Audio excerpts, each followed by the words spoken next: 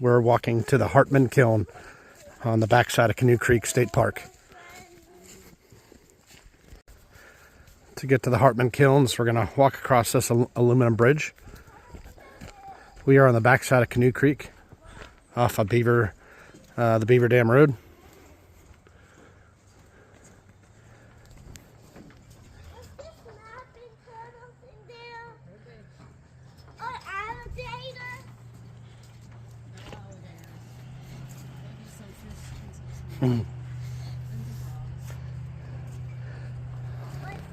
Well, they could be sleeping right now until they couldn't play. Yeah.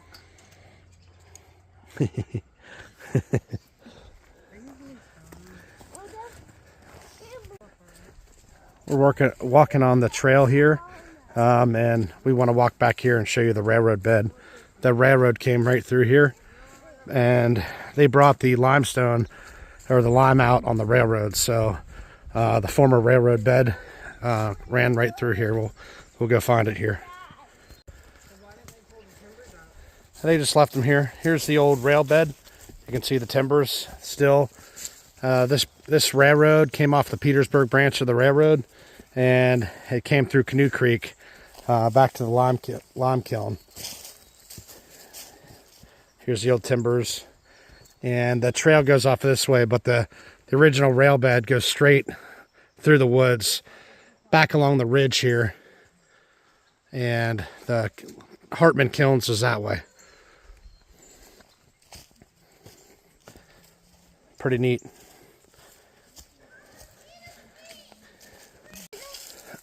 Here's the former dinky track that ran down to the Hartman kiln, and above here around this bend is the limestone mine, and they would take the limestone out of the ground and they would bring it around here straight through there where they would load the limestone above the kiln.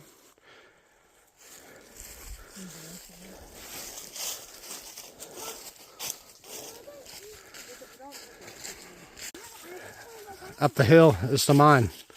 We're going to check it out.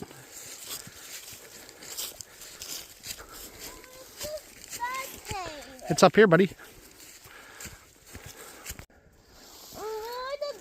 We're standing above the old former limestone mine. They were going underground to get their limestone for the kilns. And it is a bat cave today.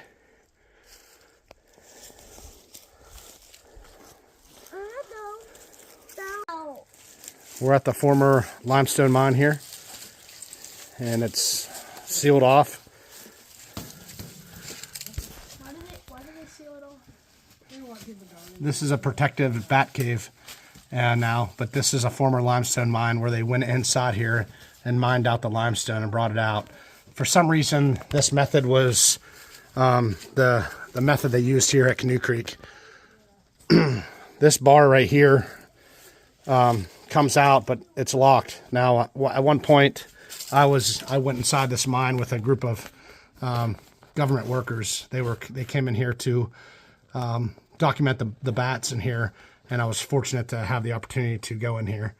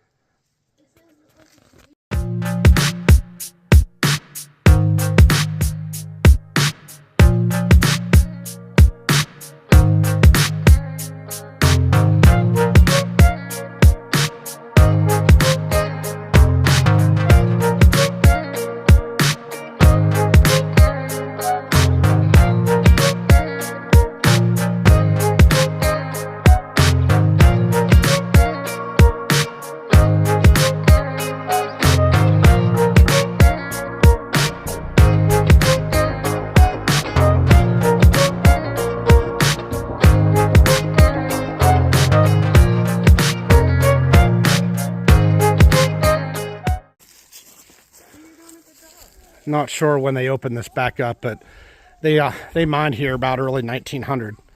So this mine was pushed shut. You can see this big mound in front of the entrance. And I don't know, maybe 20, 30 years ago, they dug this all out and they opened up these mines to make bat preserves. And on the other side of the hill, there's about 5 or 6 more of these mines. This one is not, there's no signs here saying you can't be down here. On the other side of the property, the mine, the bat caves are no trespassing, but this one is open to see. But very interesting how they got the limestone out from underneath the ground here. So they would take the limestone out down to the kilns this way. There's some over here. Mom, what are those toys? My family's going to go down the trail to meet me at the kiln. I'm going to go ahead and walk this overhead dinky track out to where they were loading the limestone above the kiln. And you can see the flat spot up there. So we're going to go up there and check that out.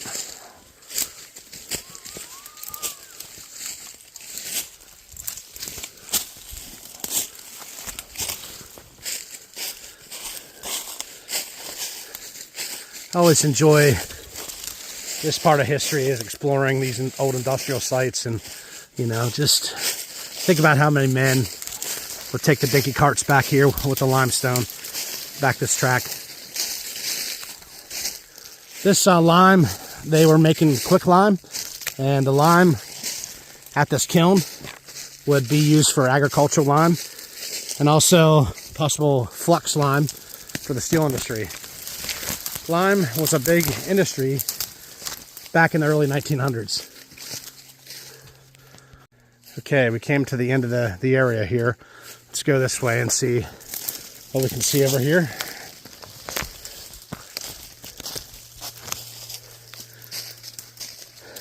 Okay, the track keeps coming this way.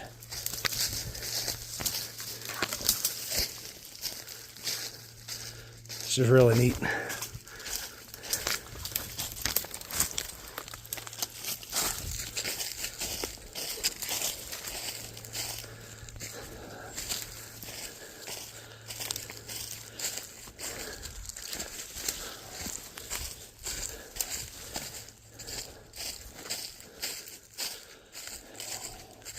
All along this former track, you can see this quarry, this ledge of limestone along here.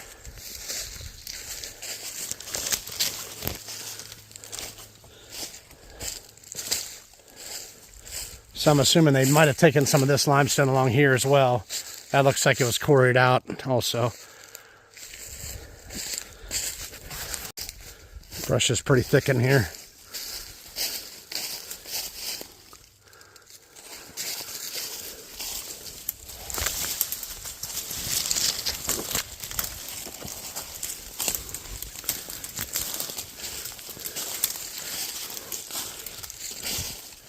Got to be pretty close to it.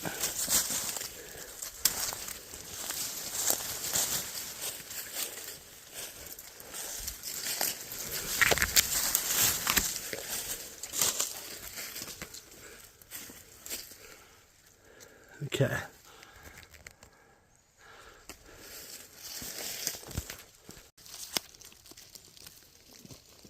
You can see all like the coal slag and the coal from the rich coal from the steam engines that ran through here, right on this former dinky track.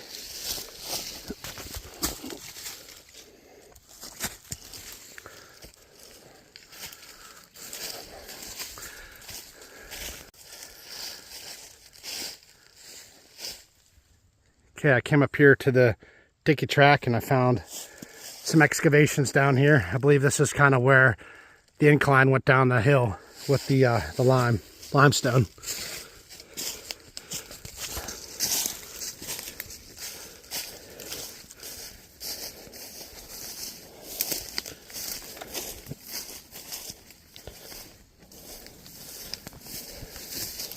Yep, here's the hillside above the kiln.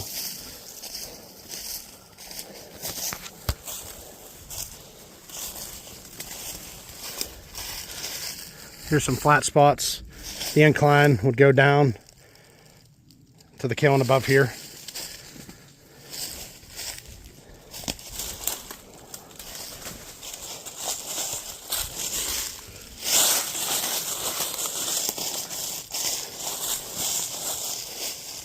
Okay, yes, here we are. There is the retaining wall. Right there. You can see the concrete. So the incline would come right up over here to this incline that I was just at. So the track went above that wall. We'll go down below and we can see that a little better. So there's a structure here and another structure right here. And these are the bases of the old kilns. And the concrete is all that's left here. This was built in the early 1900s by Jesse Hartman.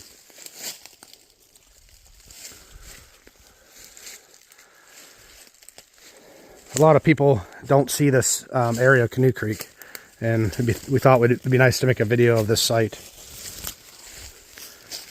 So the former rail bed came right through here, or maybe even right here. I believe it's probably right in here. And they would back the cars right over in here somewhere where they would load the line.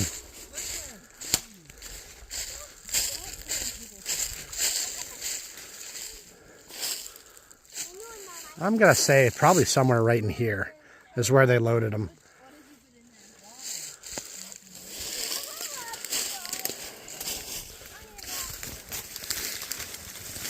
The reason why I say that is this is pretty flat and hollowed out in here. There's a mound over here.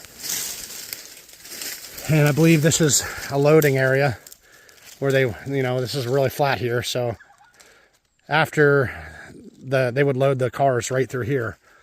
It makes perfect sense.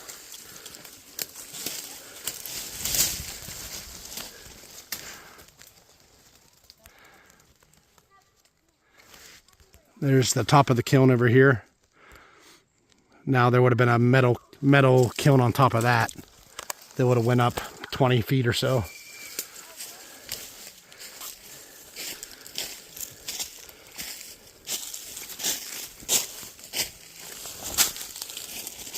Here's the big concrete retaining wall where the incline track came over to the top of the kilns. I'm always amazed with the construction these men did to get these sites up and working in the late 1800s, early 1900s.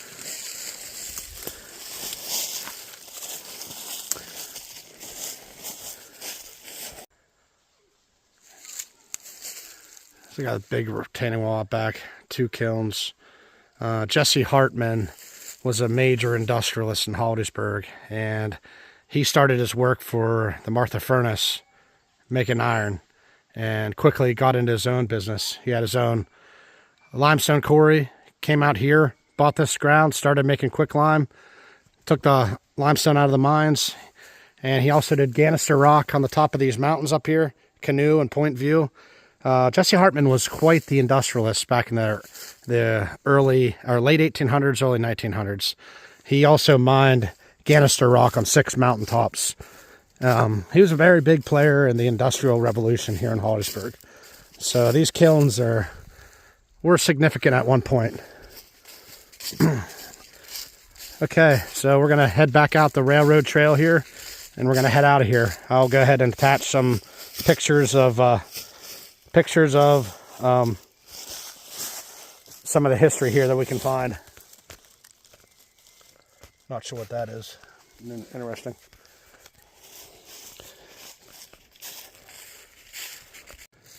Walking out of here, I realized the old rail bed sat right in here in this gully here, and they have a nicer walking trail off to the side of that. But so the railroad would have came in right here, back to the kilns. You see them back in there. So that is correct. That line of sight that we're seeing where they were loading, that's where the rail line went through here. Now walking this trail, down there the railroad crosses, so you can actually see the railroad ties on the track that we showed you earlier. One more point of interest is Canoe Creek State Park was CCC camp, and after all the industry really scarred the ground around here, they took all the trees off during the iron industry. They mined the limestone heavily. They had a railroad through here.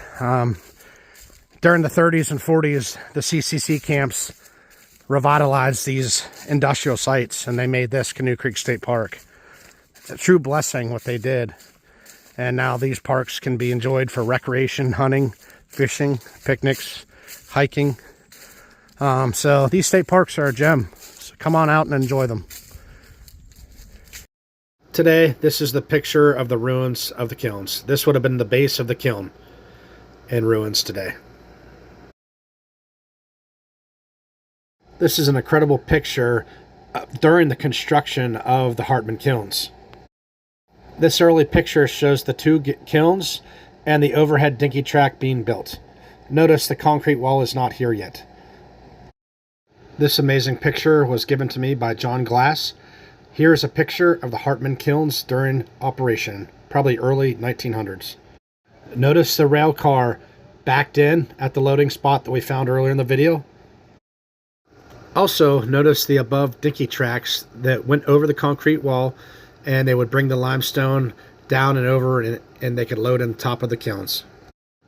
You can also see some structures above the concrete retaining wall. This picture is incredible of what you can see then versus today. Here's an old picture of the railroad bed that went through Canoe Creek. This is one of 3 spur lines that ran around Canoe Creek State Park. Today, here's a picture of the former railroad. Here's a map today of where the Petersburg Railroad came into Canoe Creek State Park. You can see the lake in the center and where the spur lines ran off to the industrial sites. The very right spur line ran off to the Hartman kilns, where we were at today. Railroad map provided by James Effinger, Park Ranger.